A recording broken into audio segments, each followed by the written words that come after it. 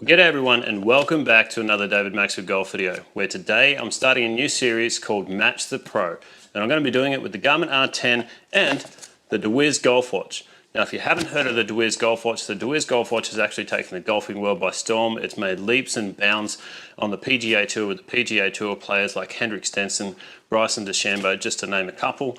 But today what I'm going to be doing is I'm going to be taking on Henrik Stenson's numbers with the deWiz Golf Watch and the Garmin R10 and just see where it gets me as the average golfer. The way that I'm going to do that is I'm going to hit three clubs. I'm going to hit a pitching wedge, I'm going to hit an 8-iron, I'm going to hit a 5-iron with my own swing, and I'm going to see the difference between me and Henrik Stenson in the length of our backswing. I'll throw the numbers up here for Henrik Stenson's backswing, and that's what I'm going to try and achieve. Henrik Stenson, if you don't know who he is a PGA Tour winner that is an absolute gun. So, if I can get anywhere near where his numbers are, it's really going to be interesting to see what the results will be for me.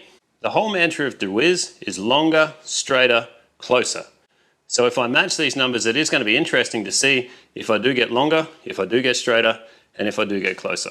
So let's jump into it. I'm going to hit some shots with my own backswing, and then I'm going to try and lengthen it to get to where he is, see where we go.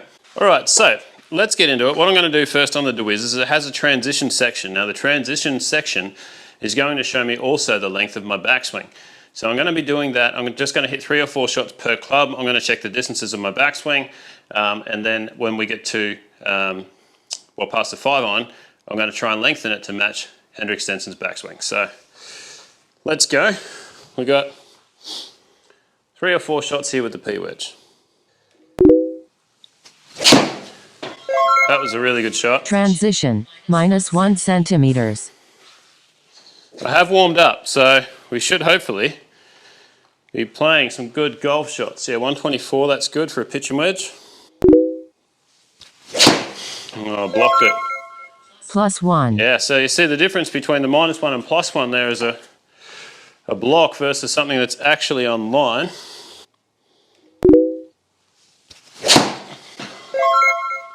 -2. -2.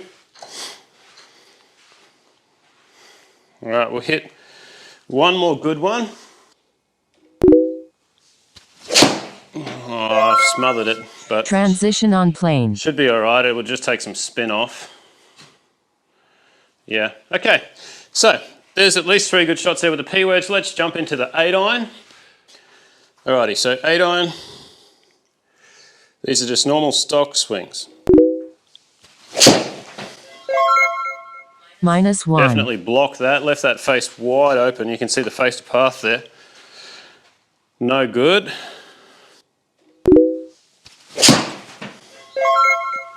-2.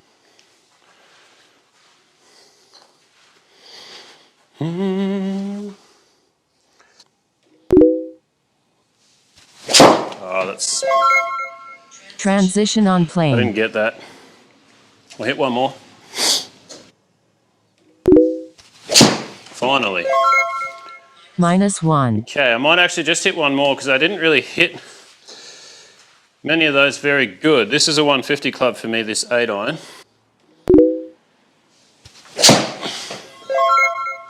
Transition on plane. Okay. That's better. One thing that I hope you guys can see already is that when I actually hit a poor shot, you can see the difference in the deWiz, and that's where it's reflected. And I didn't change the club, did I? I did not change the club. Doriston Toronation. All right, I should have changed the club on the deWiz here, but we can go and take a look through all of that anyway. Basically, if we take a look at all of the swings, we can see, interestingly, they are actually longer with a pitching wedge than they are with an 8-iron. That's so interesting. Okay, all right, let's go back. So it's about 123 with a pitching wedge, and it was on average around about 119 with an 8-iron, which is really, really interesting for me. Let's go. 5-iron.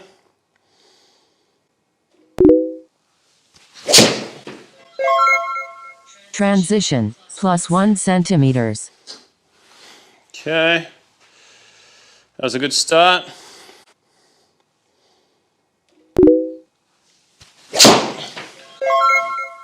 Transition on plane. It's also a good start.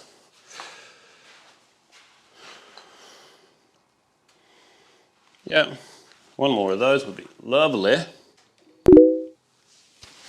Oh, that was always going to happen, wasn't it? Transition on plane. Do one more.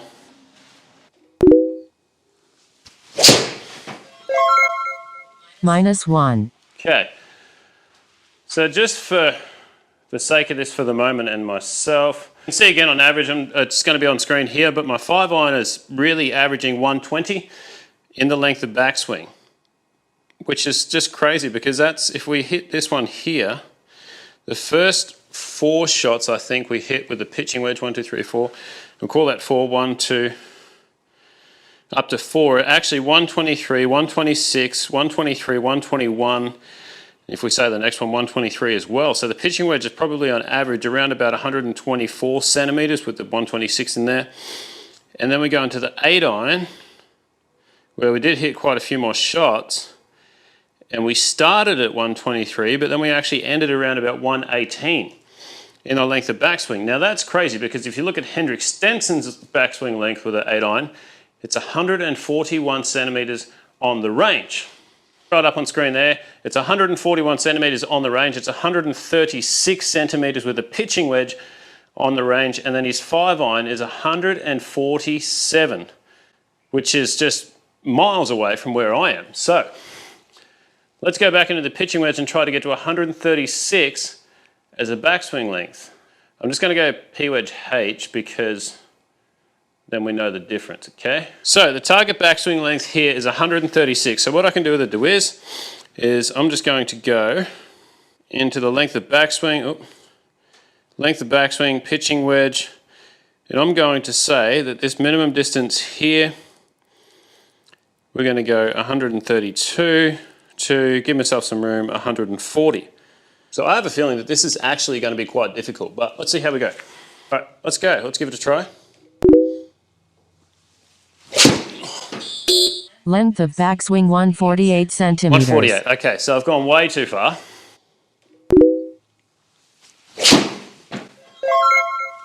$133. 133. Well, I've definitely got a higher ball flight. And 128. So the distance was the same, but the launch was by far a lot higher. Let's go again.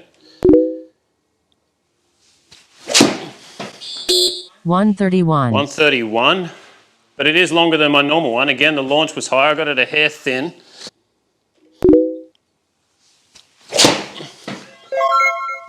$134. 134. That's the closest one that we've got so far. It's gone a little bit left, but 130 is the distance. So my ball speed has gone up. That one was 106 mile per hour. 137. 137. And I got it thin though.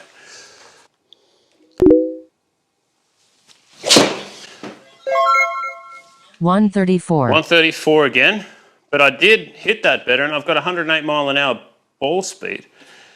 Carry 132, so it's definitely, when I get this good, and I mean, this is like the first time I'm doing this, right? So this is not going to be perfect at all. You're going to have some teething things when you're going through this, but when I get this good, I'm seeing an increase in ball speed and I'm also seeing further distance. Oh, that's a shank. 135. That was 135 though, but that is a shank. So as embarrassing as that is, that's practice.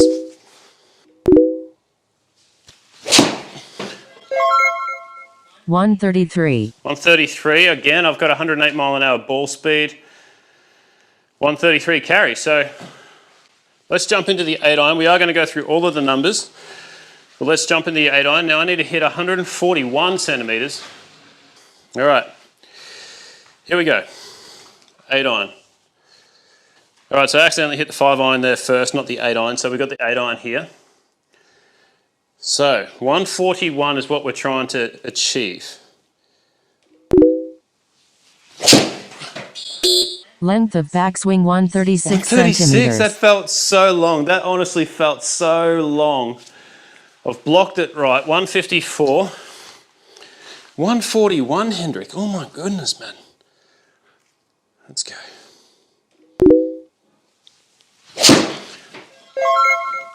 140. 140. That's pretty spot on. And look, my club speed has gone through the roof and my distance, 151. Okay, 140.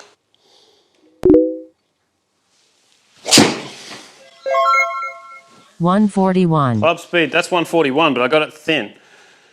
Club speed definitely went up. We are straighter. 135. 135. Gosh, I hit that good though. 121 mile per hour ball speed, 153 carry. It's about the same.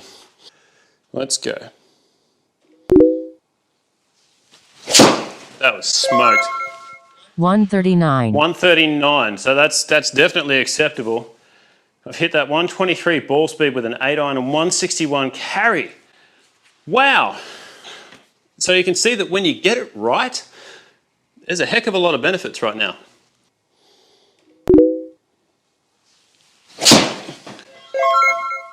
$142. 142, there you go. We've had a 141, we've had a 142, we've had a couple in there, a little bit different, and we got 155 carry there. Okay, ball speed definitely up, just like what we saw on the pitching wedge. Let's jump in the 5-iron. Now his 5-iron backswing length was like 147, so I'm going to go 144 to 150. This is going to feel weird, I think. Let's go.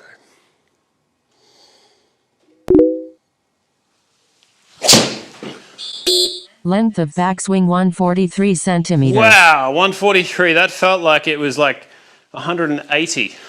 Look at the carry though, 206. 206 carry with a 5-iron. I haven't hit those kind of distances in a long time. Okay. 141. 141. 136.6 mile an hour ball speed with the 5-iron, if you don't mind. 200. Oh, stuffed it. 143. 143. And I didn't hit it well.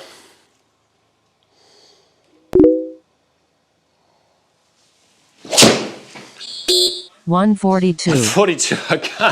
I just can't get it anywhere near that.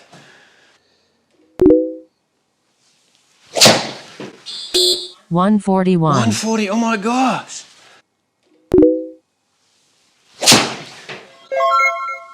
$148. 148. Okay, that felt like it was so long. Club speed, 99 mile an hour. Smash was not that great, neither was the ball speed, but we got the distance. See if I can actually middle one.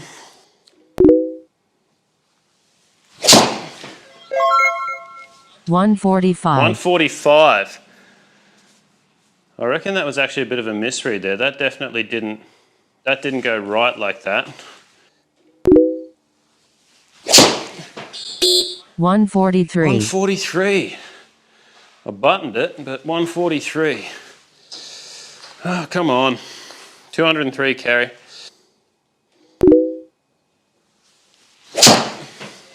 Yes. 144. I've smoked that. Okay, smash 1.42, 98 mile an hour club speed, 139 mile per hour ball speed, carry 211 meters with a 5-iron. That is ridiculous for me. Okay guys, so what we're going to do now is I'm going to just jump into the Garmin numbers and I'm going to see how that kind of compares. Obviously the dispersion there is definitely a lot broader trying to match Henrik Stenson's swing. That's not my swing, but there is definitely some distance benefits and there's also some launch benefits. So let's jump in and take a look. The first P-wedge, which is my swing, is on top. The second P-wedge on the bottom, which says P-wedge hybrid, that's going to be with the lengthened swing, or at least as close to as I possibly can. We can see there that the club speed has gone up 5 miles per hour. The ball speed has gone up by 3 miles per hour. The carry distance has gone up by on average 3 meters, 3.5 meters, which is a lot actually for a wedge. And the spin, if we take a quick look, I did smother a couple, so the spin's gone up as well. And the launch angle, 5.9 versus 24.7. The launch was actually lower. Into the 8-iron, so we got the 8, which is my first swing on the top, and the hybrid, which was a the lengthened backswing on the bottom. So again, we see a difference in swing speed there. We've gained 5 mile an hour swing speed. Ball speed has gone up by 4 mile per hour. We did have one in there though at 112. We'll delete that. Call that a bad swing. Okay, so we can see that it's gone up by basically 3.3 mile per hour on average. We did have a bad one in here as well at 116 for the comparison, so we take that out. Yeah, it's actually close to 5 mile an hour ball speed. That's gone up. Carry distance has gone up by 3 meters again.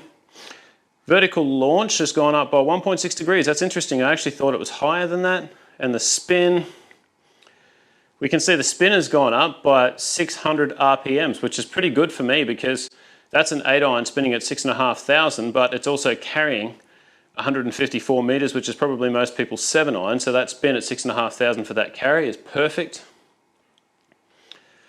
5-iron with my normal swing versus the 5-iron, which is the 5 hybrid with a deWiz swing. Look at the difference in club speed there. That's pretty massive, really. It's 5.3 mile per hour. Ball speed difference is huge. That's like nearly 6 miles per hour ball speed. Carry distance is massive again because I'm obviously getting a bit more used to it, even though I wasn't even quite getting there. Like you can see the ball speeds on the 5 hybrid there are fluctuating quite a lot because I'm not hitting them all that well. And vertical launch, 14.9 versus 13.7. That's 1.2 degrees higher. Spin, 4,187 versus 4,266, which is kind of good because when you're getting into those longer irons, you're wanting the spin to slowly decrease, not increase. So guys, what do I say about all of that? Now there's a lot to take in, and when you're using the deWiz watch and you're trying to match it up with the Garmin R10 like this, there's a little bit of, balancing act with the data. Well, with the deWiz, what I've found is that when I got it right, when I actually hit the numbers the right way, when I had the good swings, I was gaining distance, I was gaining ball speed, I was gaining spin as well, and also launch. So when I'm getting a little bit of extra spin, a little bit of extra launch, a little bit of extra ball speed, definitely faster club speed, in some cases up to 5 mile an hour, that proves that there is actually a real benefit in doing it. The downside while you're going through it and you're actually learning this and you're trying to train your swing to get a bit of extra length in your backswing, to get a bit of further distance, to get a bit of better launch, is that your dispersion is not necessarily going to be what it always is on course. Now, that's not to say that once you practice this, it's not going to get a lot tighter in its dispersion, it's not going to get a lot straighter, it's not going to get a lot longer, but just at the start, you're going to have to be patient with yourself, which I'm talking to myself as much as anybody else here right now, that the dispersion is not going to be where you're wanting it to be. You're virtually gaining an extra club with the same club because you're changing your swing. And that's the thing that I want to make sure that I tell everybody here. These things and these swing trainers and these swing devices are not a quick fix to make you hit it longer and straighter and faster and further and closer and all that kind of stuff in one session. This is a swing trainer. It's like training. If you're a swimmer, if you're an athlete, if you're a golfer, then it's going to take practice, it's going to take time, it's going to take repetition. You're going to have to be patient with yourself. I'm holding up a mirror right now. You're going to have to be patient with yourself. Work with it. If you want more distance, these are the things that you can do. These are the things that you can buy to help your game. So if I went to a competition tomorrow, would I be trying to do this in the competition? The answer is no, I would not. The reason for it is because I'm trying to win the competition. But through the week, while I'm going through all of my training and my practice, am I doing this? Absolutely every single session. Now, this is the very first time, you guys have seen it literally here live, that I have tried to do this and lengthen my backswing, match a pro in Henrik Stenson, who is awesome, PGA Tour winner and just done amazing things. But for me, this is the first time that I've actually thought about how far back can I go? And interestingly, it's the first time that I realized that my 5-iron length backswing is the exact same as my pitching wedge backswing. Like, actually, it's a little bit shorter. Like, I couldn't believe it. So my backswing is very, very short. There wasn't those incremental length changes, which is probably why I've also gained a lot more club speed and length in my 5-iron compared to my pitching wedge or 8-iron in comparison. So guys, that's my conclusion. I hope it was informative for y'all. And by the way, just make sure you like, comment, subscribe, all the good stuff. I get back to every single comment in the comments section. If you have any questions about the deWiz, throw it in there. Myself or the deWiz team will get back to you as well. There'll also be a referral link in the description below. Make sure you check out deWiz, and I'll see you guys on the next video. Cheers, guys.